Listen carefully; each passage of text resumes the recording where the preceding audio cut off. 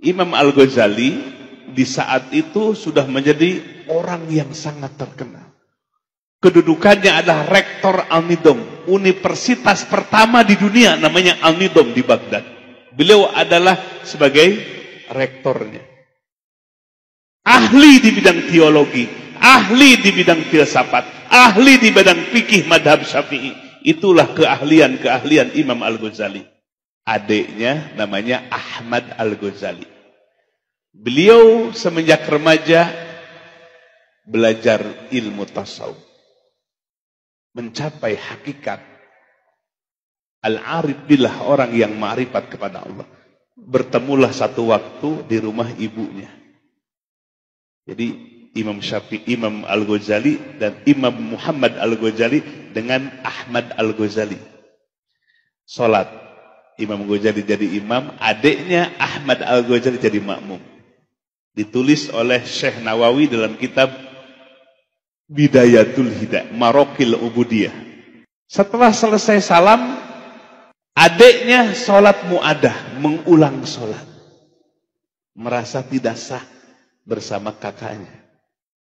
Imam Ghazali ngelihat adiknya sholat mu'adah, mengulang sholat. Marah. Rasa dihinakan. Ngadulah kepada ibunya. Dipanggillah Ahmad Al-Ghazali. Ahmad Al-Ghazali, sholat apa yang kau lakukan tadi? Aku sholat mu'adah, mengulang sholat. Karena aku tidak merasa sah diimami oleh kakakku.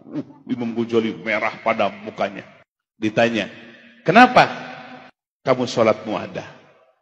Karena semenjak takbiratul ihram sampai salam, aku melihat tetesan darah bersimbah di gamis kakakku. Kata Imam Al-Ghazali, ini gamis yang aku pakai tadi. Tetes pun tidak ada darah di gamis ini. Senyumlah Imam Ahmad Al-Ghazali. Yang dimaksud darah adalah darah hakikat. Karena engkau mulai dari takbiratul ihram sampai salam tidak hudurul qalbi ma Allah, hadir hati bersama Allah atau khusyuk. Tapi engkau masih memikirkan kitab haid yang belum selesai. Nangis Imam Ghazali. Yang tadinya marah jadi nangis. Dia merasa tadi sholat tidak khusyuk, memikirkan kitab yang belum selesai dikarang bab haid. Saat itu juga, hai adikku Ahmad Al-Ghazali, tunjukkan aku ke gurumu betapa hebatnya engkau memiliki ilmu hakikat. Bawa aku ke gurumu. Dibawa Imam Ghazali ke gurunya. Ternyata gurunya, mursyidnya adalah hirfahnya, profesinya, tukang sol sepatu. Tukang apa? Calon muridnya rektor Anidom. Calon gurunya tukang sol. Maka jangan hinakan orang dari profesinya. Jangan hinakan orang dari fisiknya. Jangan hinakan orang dari wajahnya. Jangan hinakan orang dari sisi hartanya. Jangan hinakan orang dari status sosial. Karena kita tidak tahu hakikat seseorang. Kata gurunya, Al-Ghazali, kalau kamu ingin jadi muridku, bersihkan halaman rumahku. Wah, Imam Ghazali ngebersihin rumah. Seorang ulama besar disuruh apa? Bersih-bersih kampung, halaman rumah. Sudah selesai? Selesai, Tuan Guru. Belum selesai.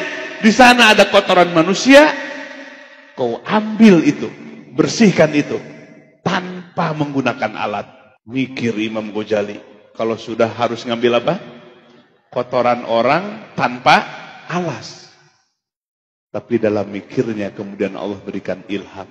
Dulu gagal iblis suruh sujud ke Adam, yang dilihat Adamnya, bukan dilihat siapa yang memerintahkannya. Sadar. Akhirnya siap dia untuk apa? Mengambil kotoran itu. Sebelum sampai tangannya ke kotoran, stop Al-Ghazali, selesai engkau. Sekarang kau pulang. Jadi guru pertamanya, mursyid pertamanya, itu yang ia ajarkan. Membersihkan hati. Tambah ilmu, bisa jadi tambah sombong. Tambah ilmu, bisa jadi tambah jauh dengan Allah.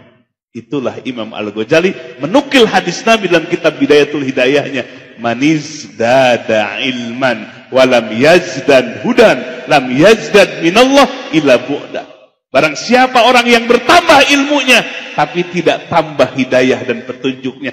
Tambah ilmunya, tambah jauh dari Allah. Tambah ilmunya, tambah jauh dari Allah. Karena sombong dengan ilmunya. Akhirnya Bapak Ibu sekalian, Imam Al-Ghazali memutuskan diri untuk terjun dalam ilmu tasawuf, nggak mau asal-asalan. Apa yang beliau lakukan dalam kitab Al-Munqidh Minadh Dhalal, penyelamatan dari kesesatan, 12 tahun Imam Al-Ghazali beriyadah dan bermujahadah di bawah bimbingan seorang mursyid. Salah satu riyadah mujahadahnya, beliau pergi ke Damaskus, Suriah. Ada masjid di sana, beliau menyamar jadi tukang marbot masjid. Orang di situ, DKM di situ nggak tahu kalau itu Imam Al-Ghazali. Di siang hari, pagi, sore hari dia bersihkan masjid, WC masjid. Orang jamaah di situ membicarakan kehebatan Imam Al-Ghazali. Imam Ghazali sedang ngepel. Belajar tasawuf itu bukan hanya membaca kitab tasawuf, tapi praktek tasawuf disebut riyadhah dan mujahadah. Riyadhah mujahadah, praktek tasawuf. Imam Ghazali mempraktekkan riyadhah dan mujahadahnya dalam rangka tazkiyatun nafs, membersihkan penyakit hati, salah satunya ujub dan sombong dengan ilmu. Orang di situ menyebut-nyebut keagungan Imam Ghazali. Imam Ghazalinya sedang ngepel, sedang nyapu. Di malam hari dia naik ke menara, menulis kitab, jadilah kitab Ihya Ulumuddin. Membersihkan hati Bapak Ibu sekalian. Bukan teori, bukan hanya baca kitab tasawuf, tapi praktek di tengah kehidupan, di tengah masyarakat. Mengeluarkan penyakit-penyakit hati, membersihkan penyakit-penyakit hati. Itulah namanya riyadhah mujahadah. Maka yang pertama, yang disebut hakikat ibadah adalah ketika bersih hati kita dari seluruh penyakit hati.